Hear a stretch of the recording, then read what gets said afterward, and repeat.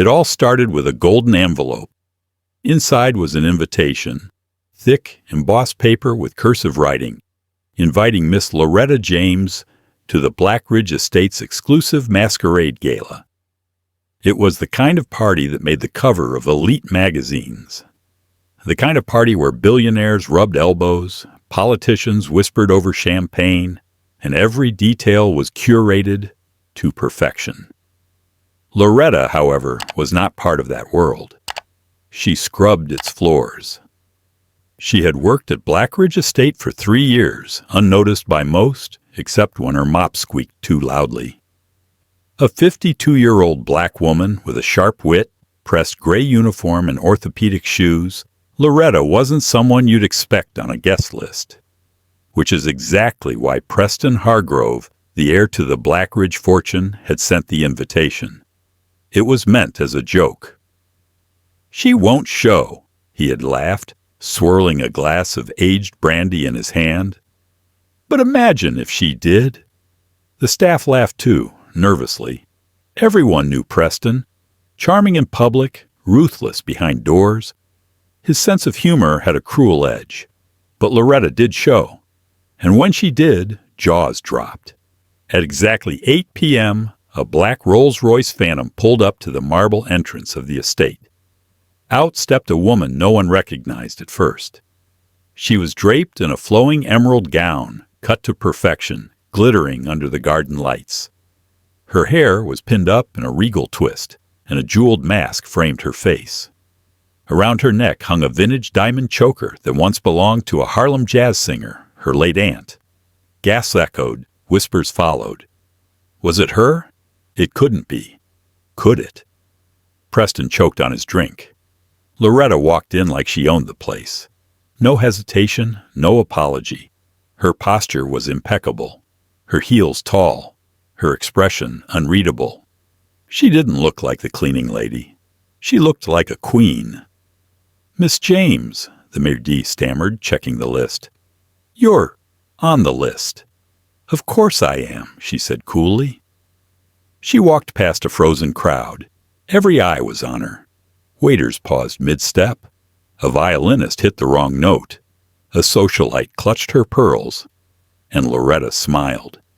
Because she knew exactly what Preston had intended.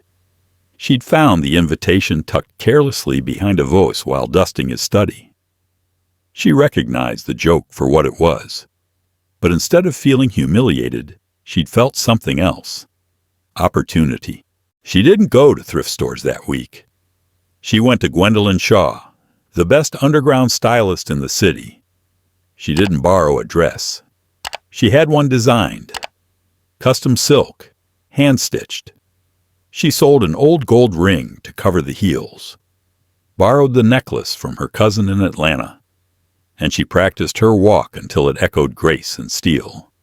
So here she was. The room didn't know what to do with her. Some smiled politely. Some whispered cruelly.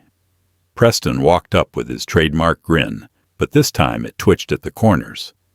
"Loretta," he said smoothly, "you clean up well."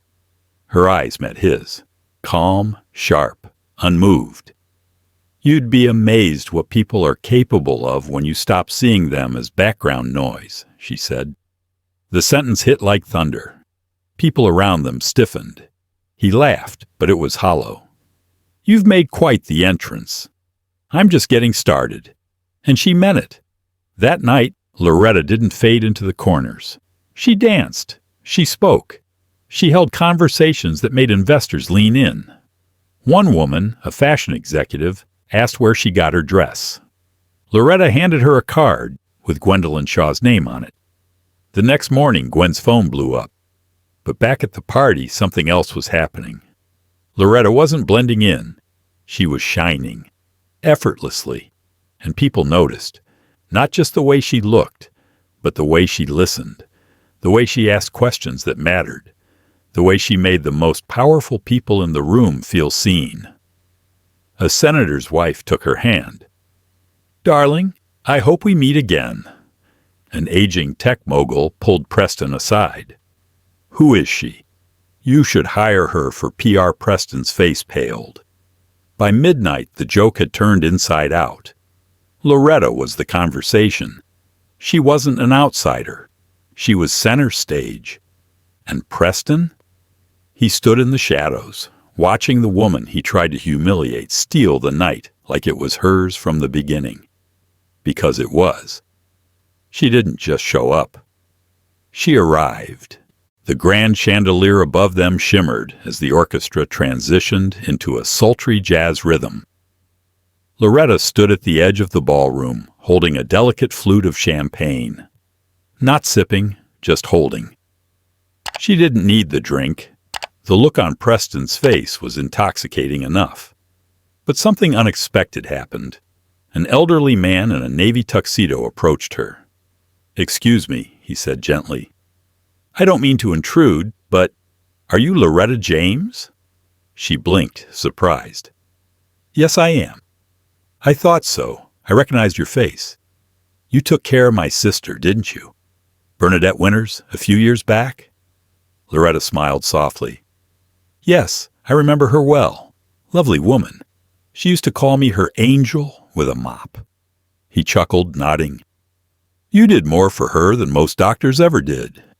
You sat with her when her children wouldn't. You read her poetry when her eyes started to fail. She spoke about you constantly before she passed."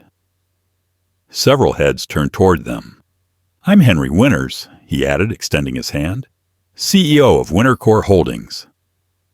Loretta shook it, steady and confident. Preston, overhearing this, nearly dropped his glass. Henry continued, "You have presence, Miss James. You always did. Bernadette said so. But tonight, you walk like destiny." There was a silence, then applause. Slow at first from a woman in red, then another, then half the room. It wasn't for the dress. It wasn't for the spectacle. It was for her. Not the cleaning lady, not the punchline. Loretta James, in full. She bowed her head slightly in gratitude, then turned back to Preston, who had gone pale. She walked over, each step echoing across the marble floor like a verdict. "I suppose I should thank you," she said. Preston blinked. "What?" "For the invitation," she replied with a small smirk. "You handed me the mic, Preston. You just didn't expect me to sing." And with that, she left him standing there, speechless. In the weeks that followed, stories about the mysterious diva at Blackridge spread through private circles. Nobody could believe she used to polish the floors. Gwendolyn Shaw's designs skyrocketed in demand. And Loretta? She didn't go back to cleaning. Not because she was ashamed of it, but because she didn't have to. Mr. Winters offered her a position, Senior Client Relations Advisor. "Your ability to read people," he said, "it's not something I can teach, but I can reward it." And she accepted. Not for the title, but for the opportunity to open doors, the same ones that had been slammed in her face for decades. At her farewell at the estate, even the staff who once whispered behind her back stood in a line, clapping as she walked out for the last time. One of the maids, young and nervous, whispered, "Miss Loretta, how did you do it?" Loretta paused at the doorway, looking back with a half smile. "Honey," she said, "sometimes life hands you a stage disguised as a joke. The trick is knowing when to step into the spotlight." Then she slipped on her sunglasses, lifted her chin, and walked out like the world was hers. Because finally it was. If this story moved you, if it made you pause and feel, then you're exactly the kind of person we tell stories for. Subscribe to the channel for more unforgettable moments, powerful characters, and twists you never saw coming. See you in the next story.